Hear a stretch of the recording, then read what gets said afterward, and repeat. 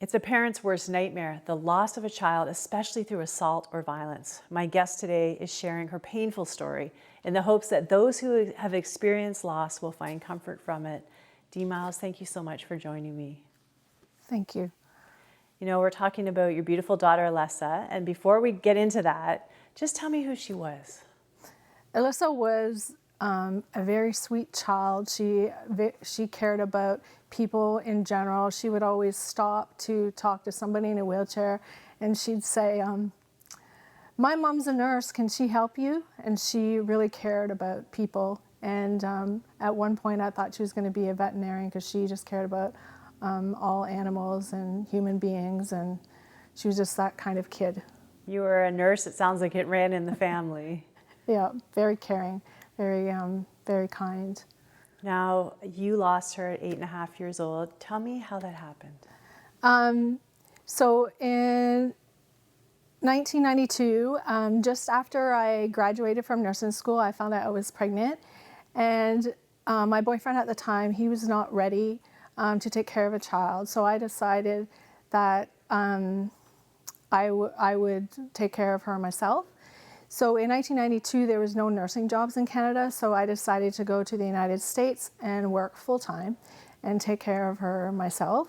Initially, I went down there 3 months just to get orientation set, and then we brought her down, and my girlfriends helped me, and I went down with a bunch of girlfriends at the time, and we all helped one another, and they loved her just as much as I did.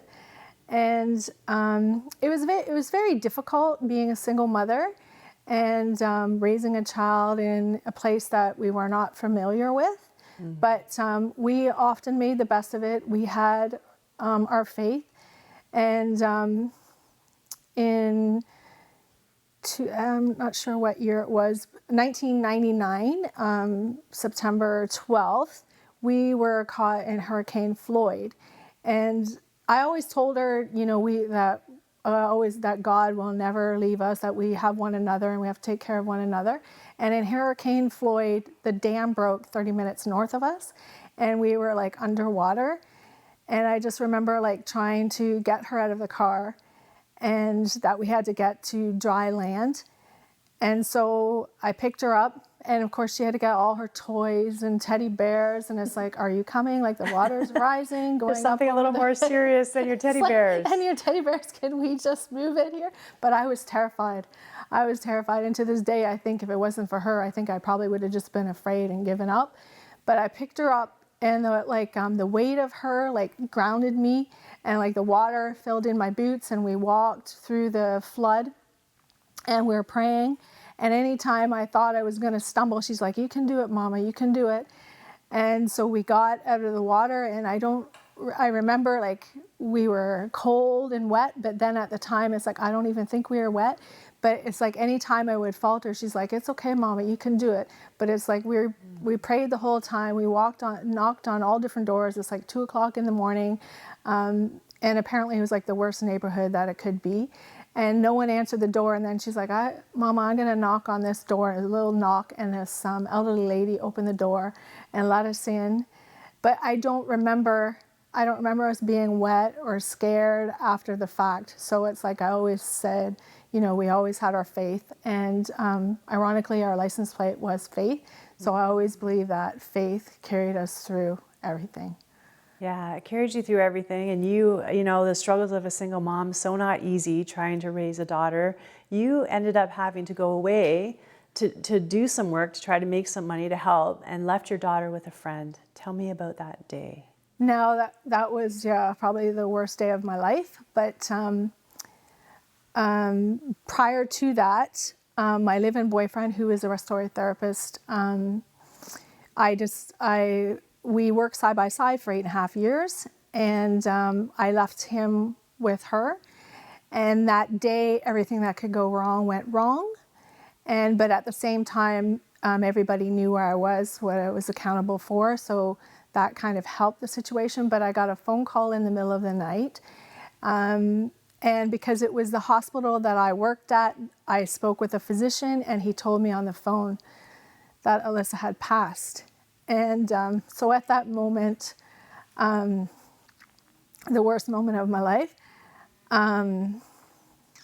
Your whole world is turned upside down for any parent, and anything that had any purpose had no purpose at all. But my girlfriends got on the phone. They couldn't believe that I was told over the phone that she had passed, and they said, get on the plane. We'll pick you up at the airport. But in the chaos, I missed the plane, and I just felt like I was losing my mind. And I found a piece of paper that Alyssa had given to me before she left. And it was her math assignment with a picture of 2 penguins, and she had written, I love you. So I was just holding onto this piece of paper at the airport, please come and get me, please come and get me. And I'm telling everybody there that my child was gone. There's no reason why I need to be here anymore. And my coworkers decided to come and pick me up. So they came and drove me back. And at that point in time, they had decided that there was some foul play. And so I was not allowed to see Alyssa at that time. And I said, she's all I have in this world. I have to see her. So they took her to the ICU, and I got to see her one last time. But I had like people watching me, and I couldn't touch her from the neck up. And so, but my whole world was just lost. And my friends were like, do you want to go back to the house? And I wasn't sure what I wanted to do, but I wanted to go to see where she was, where she slept, her blankets and things like that. So I went home, and it was very difficult, and he told different stories, and we weren't really sure what had happened. And This there was is an Raymond, investigation. who was with her at the time she died. He was with her. And so it just, it was different stories, and we're just trying to figure out what was going on. But just before we went to the wake, we were told that she was murdered. So we And Raymond was arrested. He was arrested at that point in time. So then we made it to the wake, and the funeral was the next day. But just imagine, like, the whole world turned upside down, and we're praying. And 2 days after that was 9/11. And it was horrible for everybody, but it was a blessing for us in the sense that the whole world was, why me? And everybody was praying and talking about the last time they saw their loved one.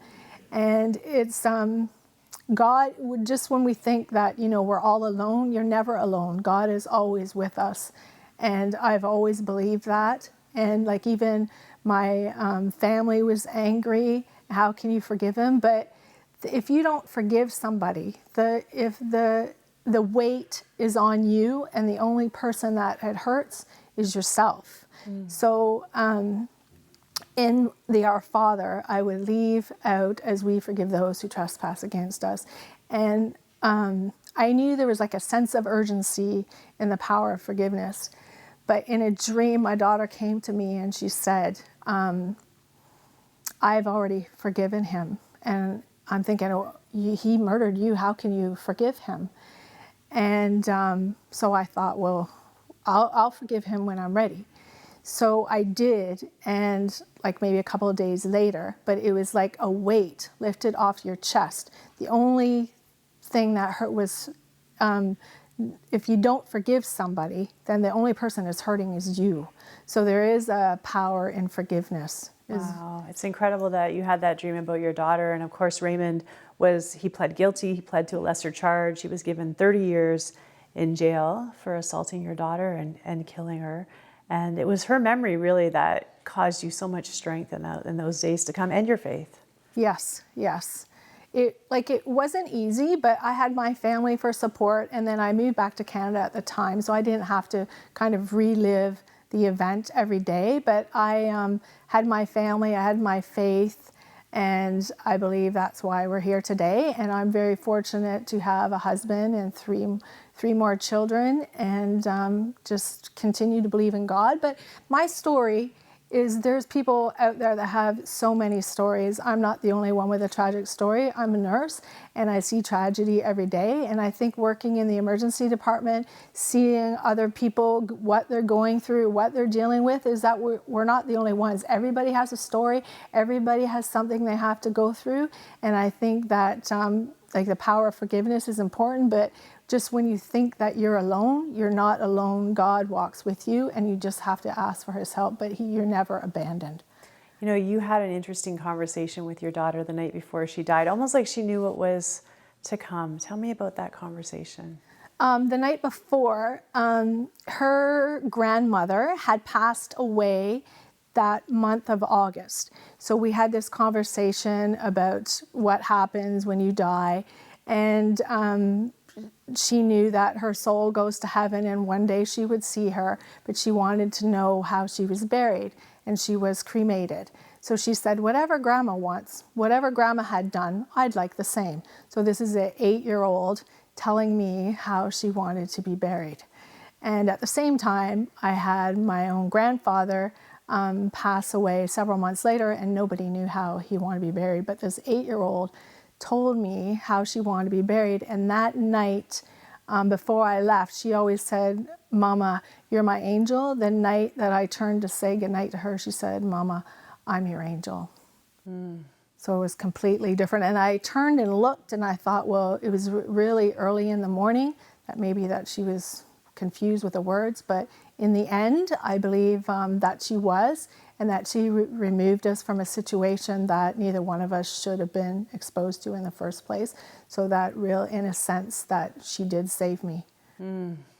I can't imagine how hard it is to share this story and remember such a painful time in your life. You did it in the hopes that you'd encourage other people going through loss. And I know there's so many people watching this right now who have gone through loss, some who can't forgive, some who are having a hard time healing. What advice would you have for people in the middle of a crisis and a loss like you went through? That everybody grieves differently, and sometimes you just have to, like even with my own family, my father and I, we grieve the same way. So we had an understanding, and other family members, we did not understand what they were going through. So sometimes it's just letting people grieve the way that they need to grieve. And that we always spoke about Alyssa's, we always often spoke about her, and with the pleasant memories that we had to keep them alive. We celebrate her birthday every year, and her death, we acknowledge her at the grave and saying prayers. And we know she's still here with us and helping us guide the way, and she looks out for us and our family and our children, and she's always with us, and love is eternal, and I believe she's still with us. Thank you so much for sharing your story with us today. Thank you. If you're relating to Dee and you've experienced a loss, maybe you've never been able to forgive, but her words are challenging you today, we would love to be part of your spiritual journey and to encourage you and hopefully bring you some comfort along the way. We have the most wonderful people standing by that are there to pray with you. You can call anytime, that number on the bottom of your screen, and we'd love to help you along on your journey of healing.